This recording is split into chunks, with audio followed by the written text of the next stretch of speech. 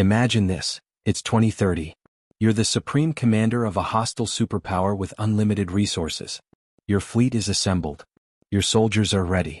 Your political machine has given you the green light. The target? The United States of America. But here's the twist, the US military has vanished. Poof. Gone. No aircraft carriers cutting through the Pacific. No stealth fighters patrolling the skies. No special forces hiding in the shadows.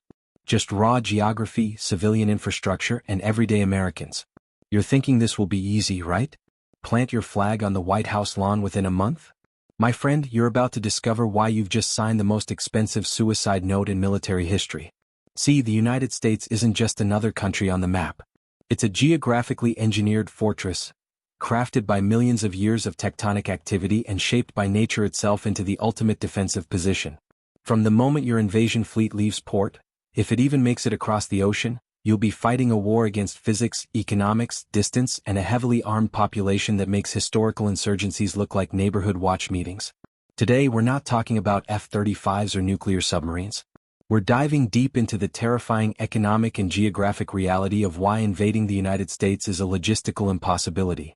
And trust me, by the end of this video you'll understand why every military strategist worth their salt knows this is one war game that ends in disaster before it even begins. Let's start with the most obvious problem. The one that kills most invasion plans before the first soldier even gets seasick. The oceans. To the east you've got the Atlantic. To the west, the Pacific. These aren't just large bodies of water you cross on a cruise ship while sipping cocktails. These are logistical death sentences, wrapped in nautical miles. If you're invading from Europe, you're looking at crossing roughly 3,000 to 4,000 miles of open ocean just to reach the east coast. Coming from Asia? You're staring down 6,000 to 7,000 miles to hit California. Let's put this in perspective with some historical context. During World War II, the Allies invaded Normandy, a trip across the English Channel that's only 20 to 100 miles wide depending on where you measure. That invasion required years of meticulous planning, millions of tons of supplies, and the combined economic output of three superpowers, the United States, Britain, and the Soviet Union. That was for a gap you could almost swim across on a calm day. Now multiply that challenge by a factor of 60 to 300. That's what you're dealing with here.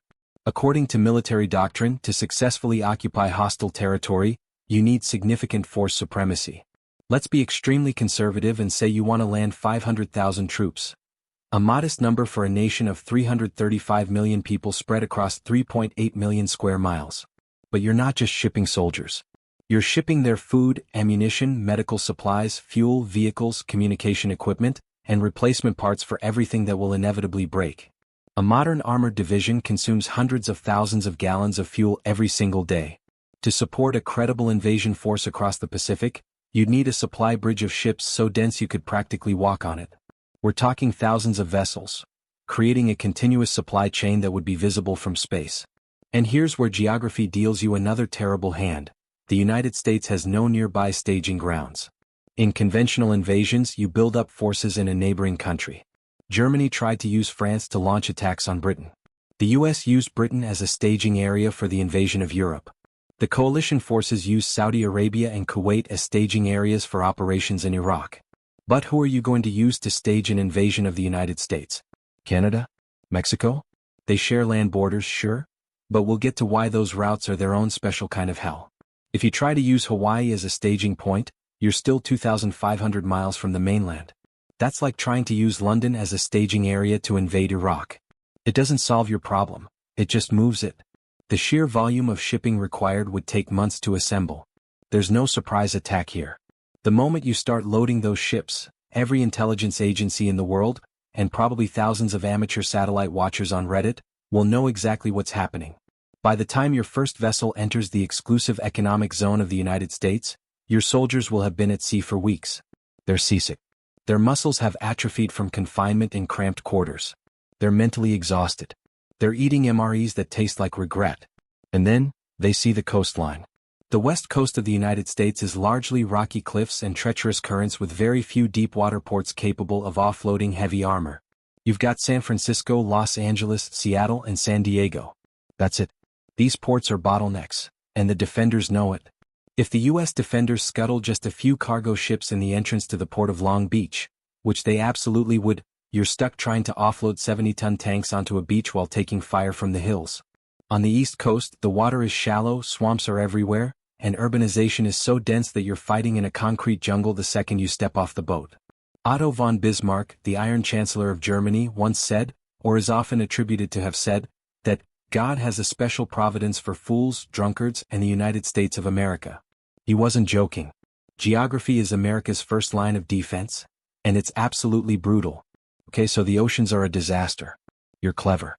You're a tactical genius. You decide, I won't go by sea directly. I'll land in Canada or Mexico and drive in. Congratulations. You just played yourself. Let's start with the northern approach, Canada. You land somewhere along the Canadian coast. Welcome to the Canadian Shield. The Canadian Shield is millions of square miles of exposed Precambrian igneous rock, endless swamps, thousands of lakes, and dense freezing forests. There are very few roads that run north-south with the capacity to support heavy armor columns. The infrastructure isn't there because nobody lives there. What? Because it's too cold, the ground is too hard, and modern civilization took one look at it and said, no thank you. If you land in Vancouver trying to come down the west coast, you're immediately funneled into the Cascade Mountains, a series of narrow choke points where a handful of defenders with explosives can bury your entire convoy under tons of rock. One well-placed avalanche and your billion-dollar invasion force is crushed like an aluminum can. If you land on Canada's east coast, say Halifax or Montreal, you have to march through the Appalachian Mountains and the dense forests of New England. And remember General Winter? The force that saved Russia from both Napoleon and Hitler? North American winters are equally unforgiving. Your supply lines will freeze solid. Your tanks will bog down in spring mud. Your troops will suffer frostbite and hypothermia while simultaneously trying to occupy territory that's just as culturally hostile to foreign invaders as the United States itself. Okay, so north is out. Let's try south. Let's land in Mexico and drive up through Texas or California. Welcome to the Sonoran and Chihuahuan deserts. This isn't just hot sand like you see in the movies. This is terrain so brutal it kills people who try to walk across it with a backpack, let alone an army trying to move tanks, artillery, and supply trucks. It's arid, hostile, and completely devoid of water sources for hundreds of miles. But the terrain isn't even your biggest problem. It's the border itself. The US-Mexico border is roughly 2,000 miles long, but where can you actually drive a tank across without getting stuck? Not many places. You've got the Rio Grande acting as a natural moat for a huge section. You've got vast stretches of unpaved wilderness. And once you do cross, you're not in the heartland of America. You're in Texas, Arizona, or New Mexico. Let's talk about distance. If you cross at El Paso, Texas, you're still 1,400 miles from Chicago and 1,700 miles from Washington, D.C. You have to drag your supply lines across thousands of miles of open desert, exposed to air attacks, ambushes, and the brutal elements, with very little local infrastructure to scavenge. There are no dense clusters of cities to loot for supplies until you hit the major metro areas, which are hundreds of miles apart. And here's the kicker. Consider the fuel problem. The United States is the world's largest oil producer. If defenders employ a scorched earth policy, blowing refineries in Texas, capping wells in the Permian Basin, you're driving into a desert with no gas stations for 1,000 miles in every direction. Historically, invasions collapse because of overextended supply lines. Napoleon in Russia. The Nazis in Russia. The US in Vietnam. Invading the United States through Mexico or Canada creates the longest, most vulnerable supply lines in the history of warfare. You'd need to occupy and pacify Canada or Mexico first, which would take years, giving the US ample time to turn the border into a militarized death trap. You're trapped on the periphery. The geography creates a kill box you can get into but can't escape from. Let's say you achieve the impossible. You've somehow made it across the ocean or through the neighbors. You've established a beachhead on the east or west coast. You're patting yourself on the back thinking the hard part is over. Wrong. The hard part hasn't even started. If you landed on the west coast, look inland. See that massive wall of rock stretching from Canada to Mexico? That's the Rocky Mountains, 3,000 miles long and over 300 miles wide at its broadest points. Peaks soar over 14,000 feet into air so thin your lungs burn with every breath. There are very few major passes through the Rockies, and the ones that exist, like Interstate 70 through Colorado, are engineering marvels that traverse steep canyons, tunnels carved through solid granite, and bridges suspended over 1,000-foot drops. In a defensive war, the defenders don't need to fight you in the open. They just need to blow up the Eisenhower Tunnel or drop the bridges in Glenwood Canyon. Suddenly, your multi-billion-dollar invasion force is stuck in a traffic jam on the interstate, surrounded by vertical cliffs, while locals with hunting rifles, who can hit a target from 500 yards away, take pot shots from positions you can't even see, let alone reach. You're not fighting a conventional war anymore. You're fighting Afghanistan on steroids. The Soviets spent a decade trying to pacify the mountains of Afghanistan with far fewer people and less firepower than you'd face in Colorado. The Rockies are bigger. The weather is more unpredictable. The defenders are better armed, better trained, and highly motivated.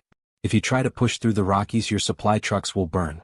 Your tanks will slide off icy roads. You'll be bled dry in mountain passes where every ridge has a name and every valley is a grave. Okay, you say? West Coast is a death trap. I'll invade the East Coast instead, hit Washington, D.C., New York, Boston. The major population centers. Great strategic thinking. You capture the coastal cities. You take Manhattan. Now you want to push inland to where the food and energy resources are located. Welcome to the Appalachian Mountains. While they're not as tall as the Rockies, the Appalachians are a dense, foliage-covered nightmare for armored vehicles. They run from Alabama all the way to Maine, creating a natural barrier between the coast and the Midwest.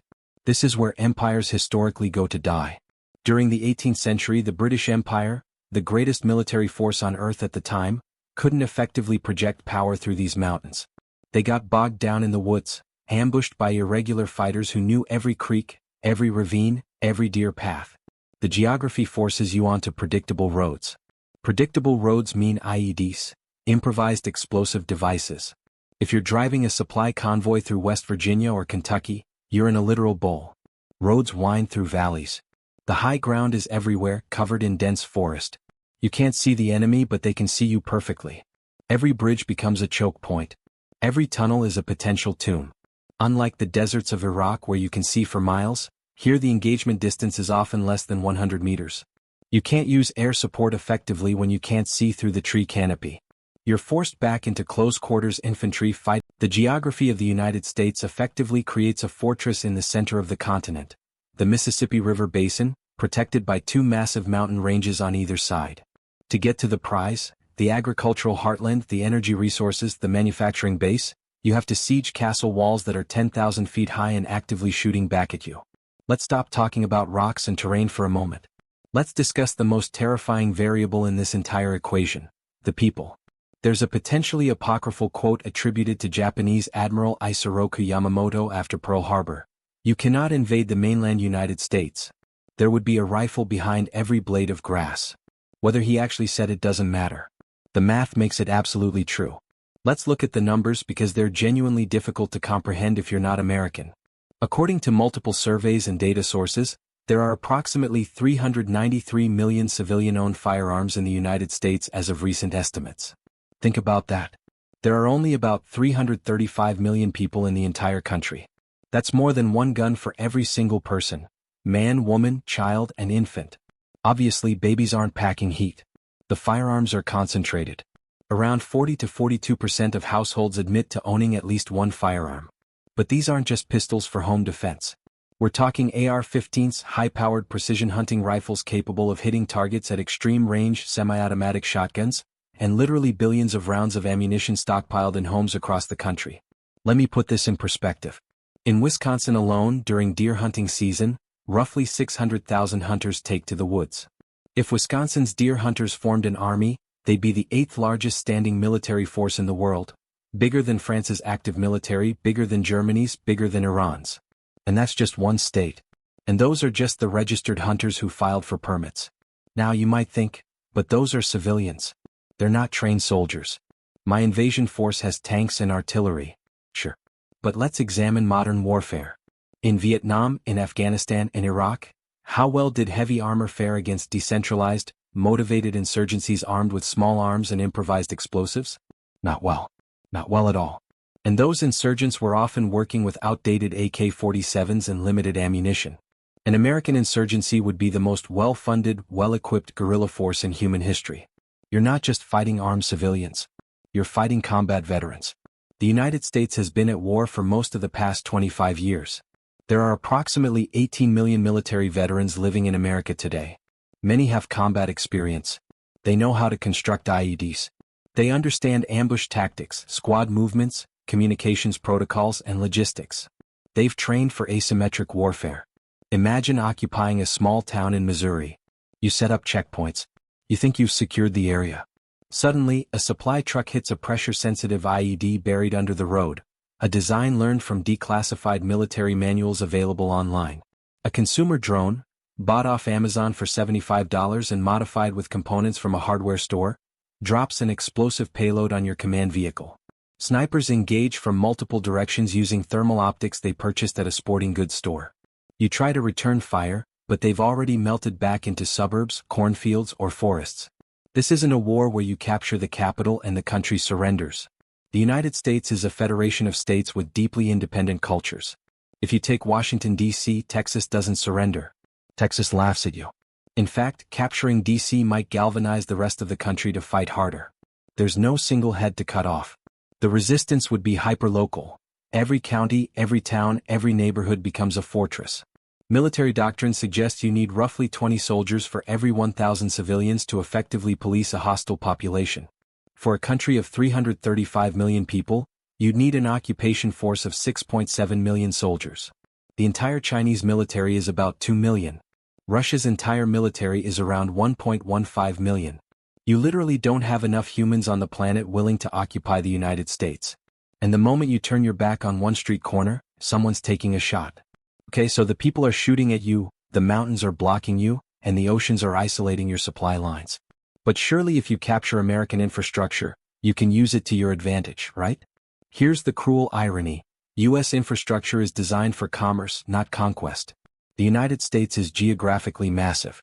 Driving from New York City to Los Angeles takes roughly 41 hours of nonstop driving, assuming no traffic, no blown bridges, no ambushes, and perfect weather conditions.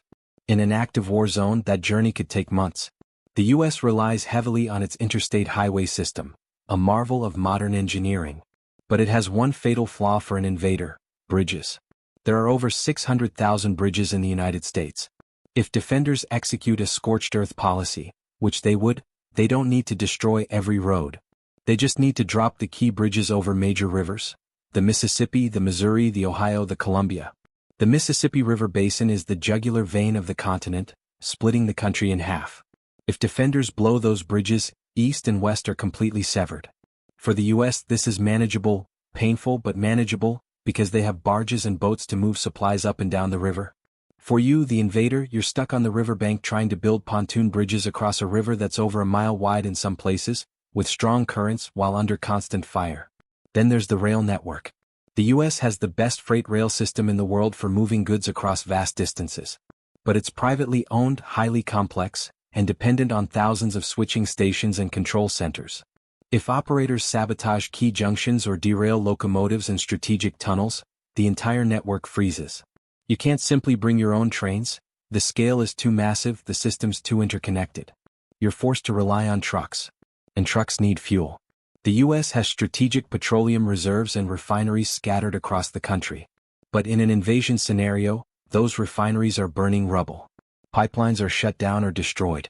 You're sitting in the middle of Kansas, 1,000 miles from the nearest ocean, with an empty fuel tank, a destroyed bridge ahead of you, and an armed farmer behind you with a scoped rifle. This is the logistical black hole. The further inland you push, the weaker you become. Meanwhile, the resistance gets stronger because they're fighting on home ground, close to their supply caches, with intimate knowledge of the terrain. Let's step back from the battlefield and talk economics. Let's assume you're a wizard. You've somehow bypassed the Navy, climbed the mountains, survived the armed population, and kept your tanks fueled. You're actually winning militarily. Congratulations. You've just triggered an economic apocalypse. And the victim isn't just the United States, it's you. The United States isn't just a participant in the global economy. It is, in many ways, the operating system the global economy runs on. First, the US dollar. It's the world's primary reserve currency. Roughly 60% of all foreign exchange reserves held by central banks globally are in US dollars. Most international trade, oil, gold, commodities, is priced in dollars. If you destabilize the US government to the point of collapse, the dollar becomes worthless overnight. Good, you think? I hate the dollar. Think again. If the dollar collapses, trillions in wealth sitting in your country's banks vanish overnight. Your own currency, likely pegged to or backed by dollar-denominated assets, free falls. Global trade halts because nobody knows what anything is worth anymore. You're not just invading a country. You're detonating the financial system where your own wealth is stored. Second, let's talk technology. Where are your servers? Your cloud infrastructure? AWS, Microsoft Azure, Google Cloud? Massive portions of global internet infrastructure are physically located in U.S. data centers. If you start bombing facilities in Northern Virginia, where enormous amounts of internet traffic flows, you don't just cut off Netflix for Americans. You crash banking systems worldwide, including your own. You disrupt military communications. You blind satellites. Then there's human capital. In an invasion scenario, the U.S. wouldn't leave their technology for you to capture. They'd execute a reverse operation paperclip. The smartest engineers, nuclear scientists, AI researchers, they're evacuating to allied nations, taking encryption keys, blueprints, source code, and institutional knowledge with them. You conquer Silicon Valley and find empty buildings with destroyed servers. The value was never in the real estate. It was in the people and systems, and they're gone along with their knowledge. By invading the U.S., you're shooting the pilot of a plane you're also a passenger on. The crash won't just kill Americans, it'll send your own economy back decades. Finally, let's discuss the most boring yet most effective defense mechanism: federalism and bureaucracy. You think invading is hard? Try governing. The United States isn't a monolithic entity. It's 50 separate quasi-independent states in a trench coat pretending to be one country. In centralized nations, if you capture the capital and eliminate leadership, the war is over. Not here.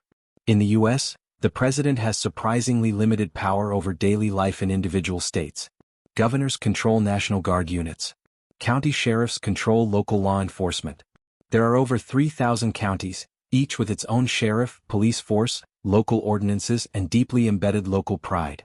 If you capture Washington, D.C., the governor of Texas doesn't surrender. He probably declares himself president of the Republic of Texas and mobilizes the Texas State Guard. California's governor does the same. You don't have to defeat one government, you have to defeat 51 governments, federal plus 50 states, plus thousands of local jurisdictions.